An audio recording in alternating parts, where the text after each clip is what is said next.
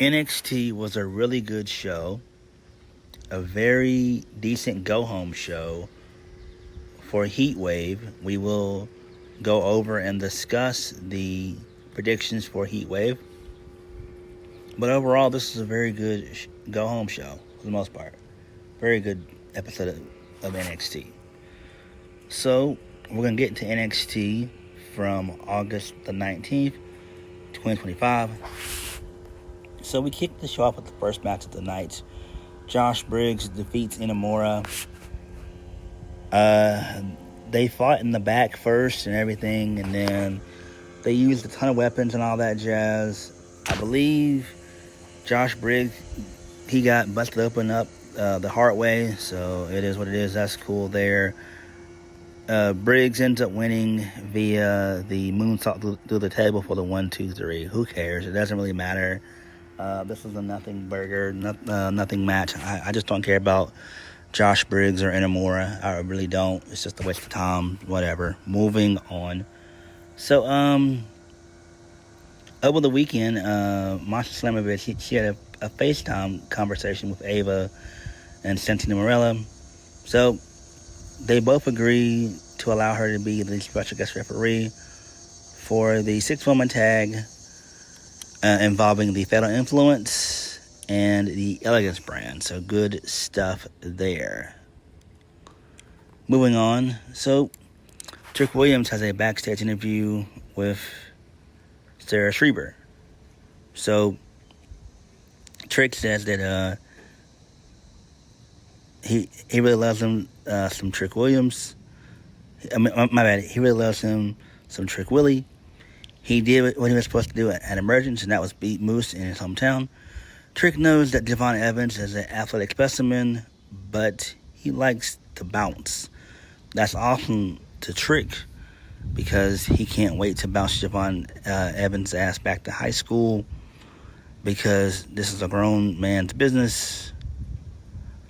Speaking of grown men, Trick will see Oba Femi at Heatwave. Trick wants to become a 3-time NXT champion. Let's talk about it. So, good stuff there. Moving on, Ricky Saints, a.k.a. Ricky Starks, defeats Jasper Troy. Match was so-so. It was all right, I guess. I believe Josh Briggs, he was out for a small bit. So it seems like they're building something between Josh Briggs and Ricky Saints, which I do not like at all. Why does Ricky Saints have to keep dealing with bums? It's a bunch of bullshit, but it is what it is at this point. The match was, like I said, it was okay. Saints, he gets the win via not one, but 2 tornado DDTs. One was on the floor, and the other one hit in the ring for the 1-2-3. So there's that. So, all right, moving on. So Hank and Tank, they're backstage. They're talking to Ava. They want to know which 2 members of Dark State are they going to face that Heatwave.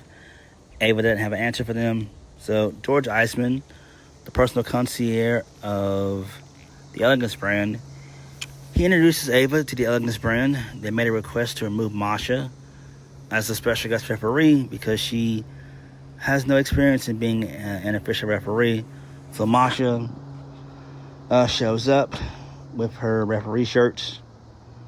Masha gives a wink that makes George Iceman feel like she's going to be biased during this match. Good stuff there. I love that. George Iceman kicks major ass. He's super good. He will be great in WWE.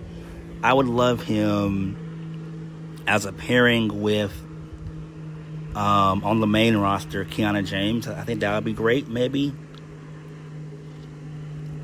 That would be pretty cool. So, yeah.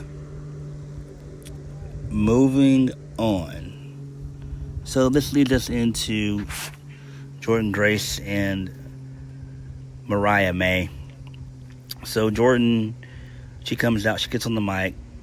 She talks about how she's been wrestling for 15 years, and she's still trying to adjust to WWE and everything else. But come Heatwave, all she wants is for Mariah to see herself for exactly who she is. And in Heatwave, she's going to hold up the mirror. because she still has to work through her insecurities and everything else. So Mariah May comes out. She has security with her. She says that people would love to see Jordan get her redemption, but she doesn't want that. There's no redemption for the truth. So she's got a contract drawn up. If Jordan puts her hands on her, the match is off. So basically, Jordan knows that Mariah May has been jealous of her ever since Evolution. It was a harsh reality check. And she calls Mariah a disgusting snake. So, she says that you're not just an outsider, you're a reject playing a superstar. Now that she's arrived, the Glamour, there's simply not enough room for the both of them. Who's more pathetic than Jordan Grace?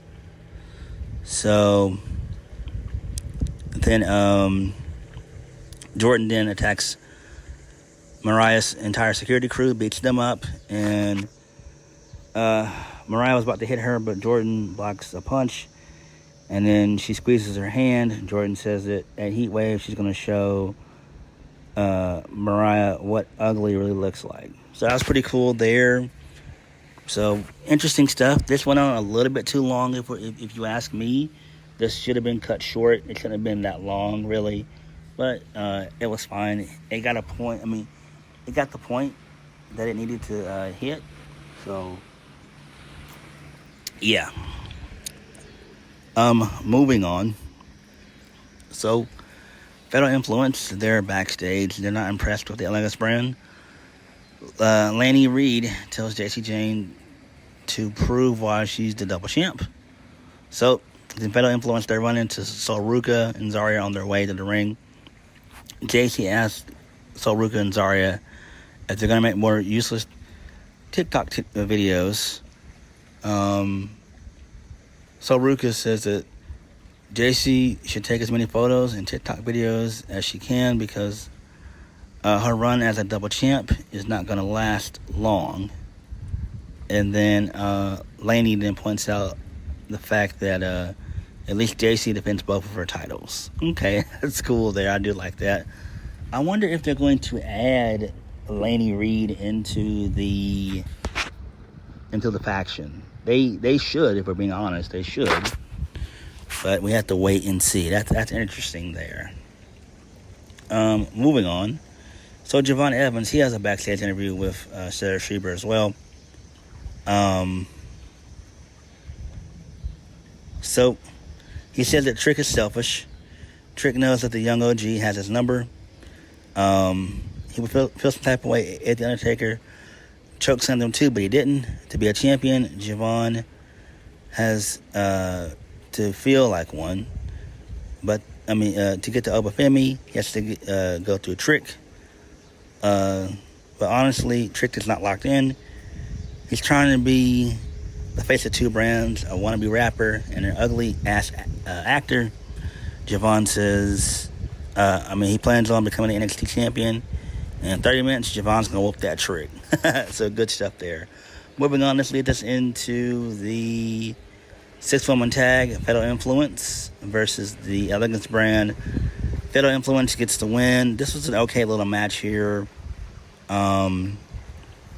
Basically, JC Jane gets the win. She hit Ash with the rolling encore for the 1-2-3.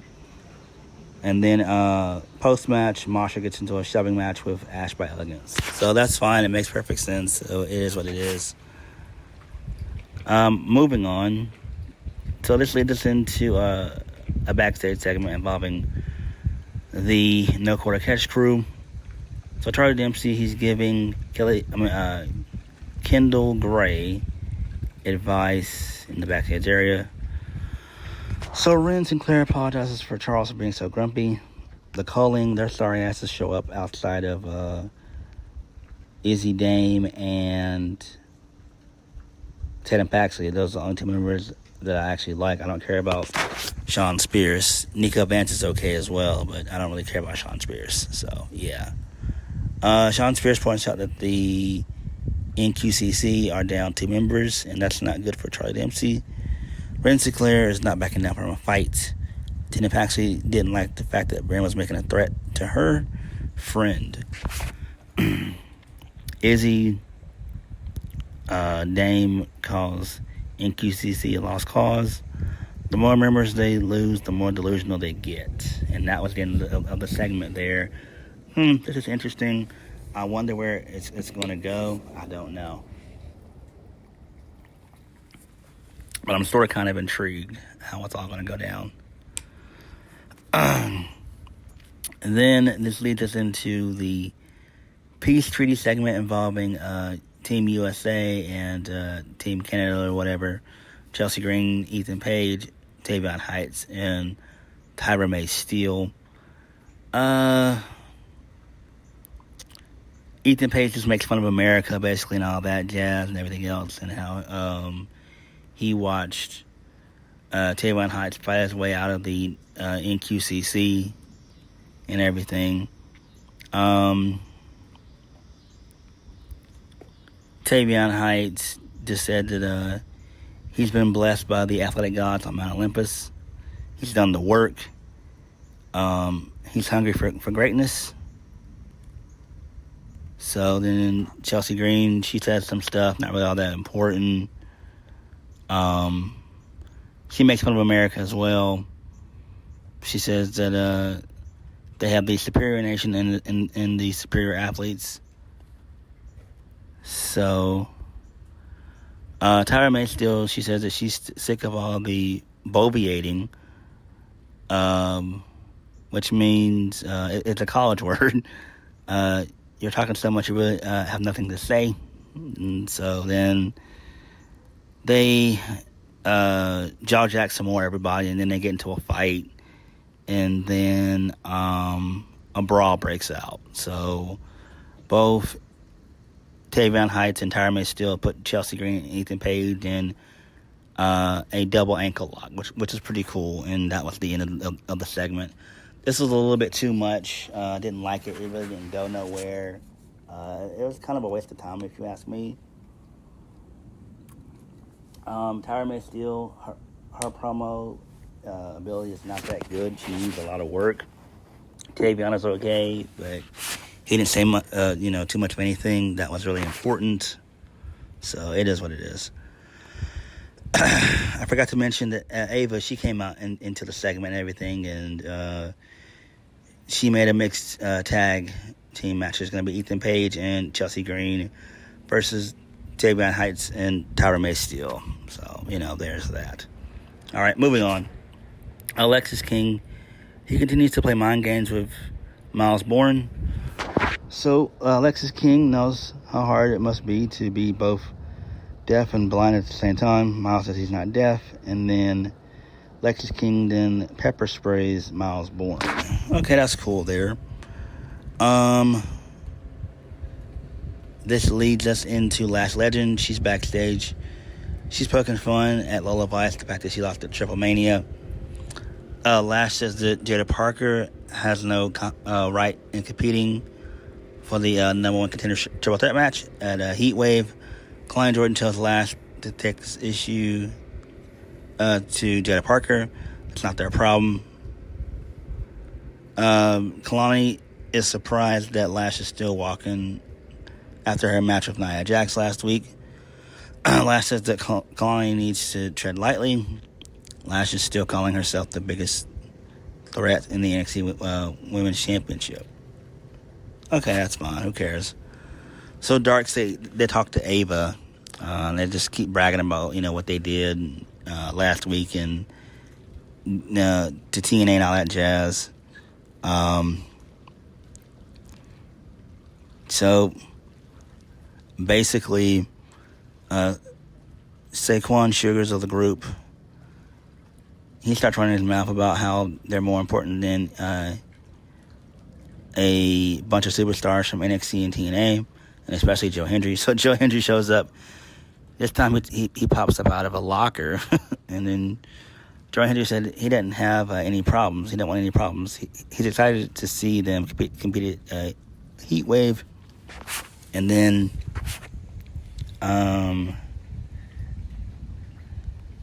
basically Dion Lennox is giving Troy Hendry one warning to stay out of their business, and then we get James Cutler making another weird butt analogy, which is kind of fucking weird. So yeah, there's that. Whatever.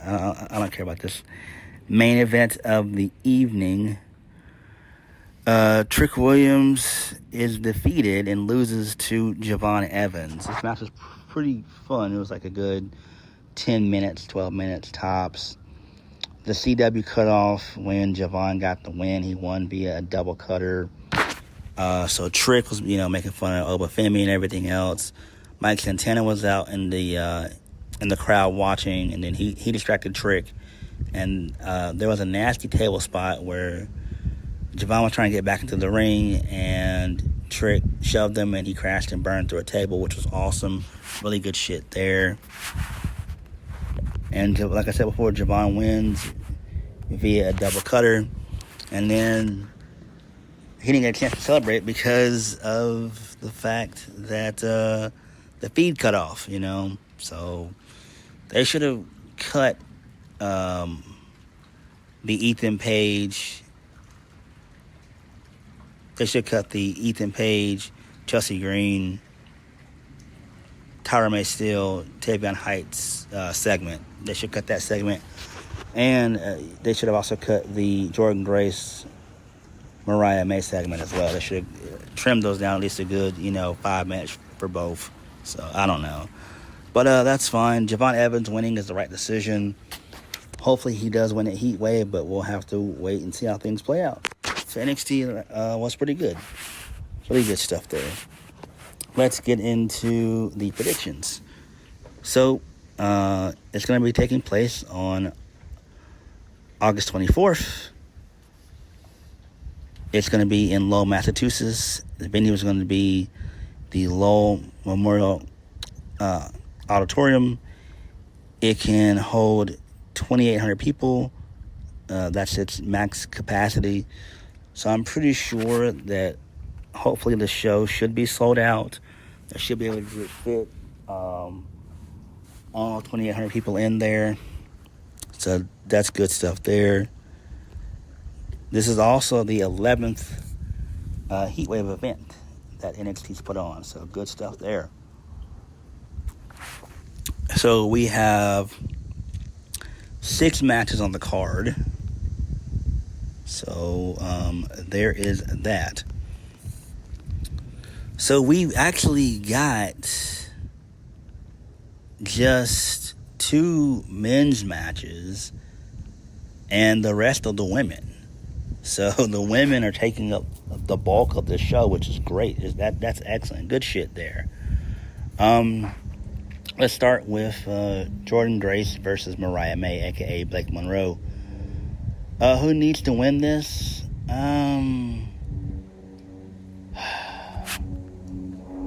Mariah can't take her first loss. So I guess Jordan has to eat that loss. And then maybe this feud can continue. This should not be a one and done thing. So Mariah should win this. Moving on, sticking with the women. It's going to be a triple threat match to determine the number 1 contender for the Women's NXT Championship. Jada Parker, Lola Vice, and Kalani Jordan.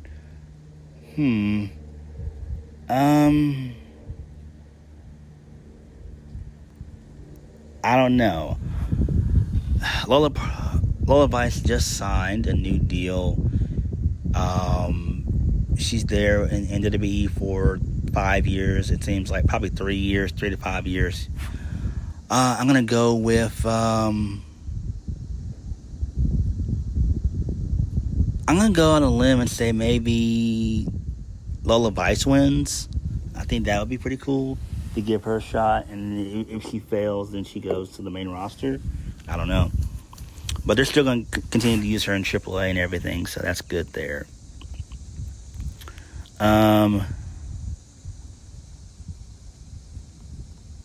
Then let's get into the second triple threat match on the show, which is for the TNA Knockouts World Championship. Daisy Jane, Masha Slamovich, and Ash by Elegance. Daisy Jane is going to retain, obviously, and Ash is going to eat the pin. So, yeah. Moving on. The mixed tag team match. Ethan Page and Chelsea Green versus Tyra Steele and Tavion Heights. Obviously, Tyra Steele and Tavion Heights are going to win. Why would they lose? Next, Dark State. Any two members versus Hank and Tank for the NXT Tag Team Championships. It's time for Dark State to win. If they're going to push these guys, go ahead and push them now, please. I don't care, but push them now. Hank and Tank have had the titles long enough. They've had them for a good, 4 months. They won them back at Stand and Deliver, which was back in April. So, yeah. They basically have had a 4-month reign. Main event of the evening. Oba Femi versus Jevon Evans for the NXT Championship.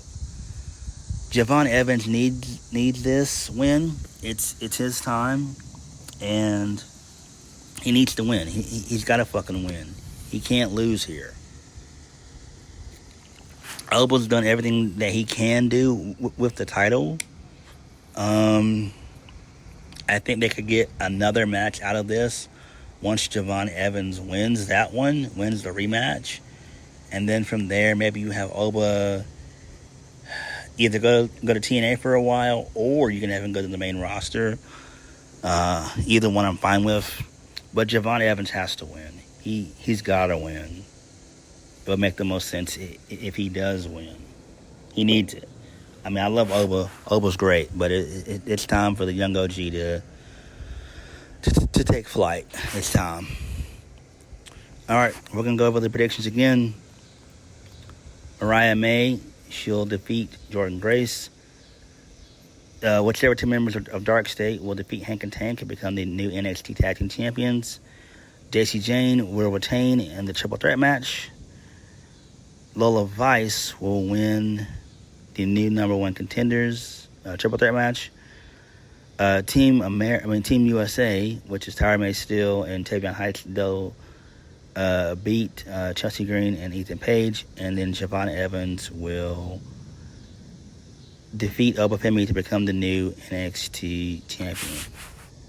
So, what did you guys think of NXT, and what are your predictions for Heatwave? Like, comment, subscribe. Peace.